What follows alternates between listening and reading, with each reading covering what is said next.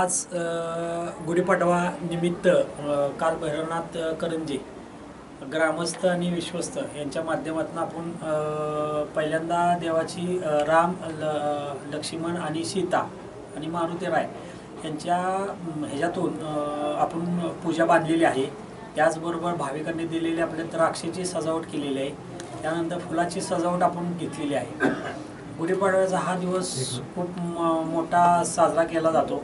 आपल्याकडे जवळजवळ सातारमधले भरपूर लोक दर्शनासाठी येतात आणि या दिवशी एक वैशिष्ट्य असतं। गावपातळीची माणसं इथं मीटिंग वगैरे चालते, गावचे ग्रामस्थांच्या मीटिंग प्रश्न काय असेल ते सोडवले जातात।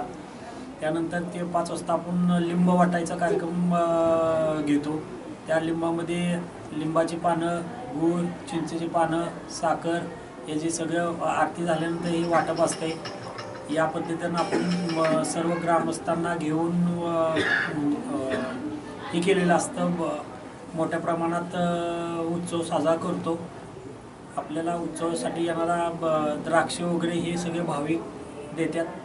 त्याचबरोबर आपल्या हे जागृत देवस्थान आहे, त्यामुळं प्रत्येक भाविकांचं मोठ्या प्रमाणे प्रतिसाद असतो आणि इथं आलेले पुजारी विश्वस्त यांची सगळं दर्शन होण्यासाठी आपण त्यांना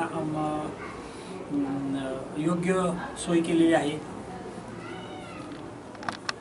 डेकोरेशनसाठी आपण द्राक्षाचं डेकोरेशन केलेलं आहे। आपण विविध सणाला विविध प्रकारचे डेकोरेशन करतो। काही वेळेस आपण सफरचंद लावलेले, काही वेळेस पेढे लावलेले, पण या आपण पाडव्याच्या निमित्तानं आपण द्राक्ष लावलेले आहेत। आपल्याला नाही म्हटलं तर कमीत कमी 10 कॅरेट लागलेले आहेत।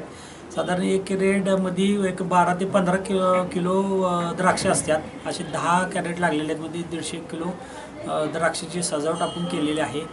आणि ह्यानंतर हे द्राक्षाची सजावट उतरल्यानंतर आपण ती वाया जाऊन देत नाहीत। आपण भाविकांना ते वाटले जातात चांगल्या प्रकारे आणि त्याचबरोबर त्यांच्यावर सुंटवडा बी दिला जातो आणि फुलाचं डेकोरेशन आहे।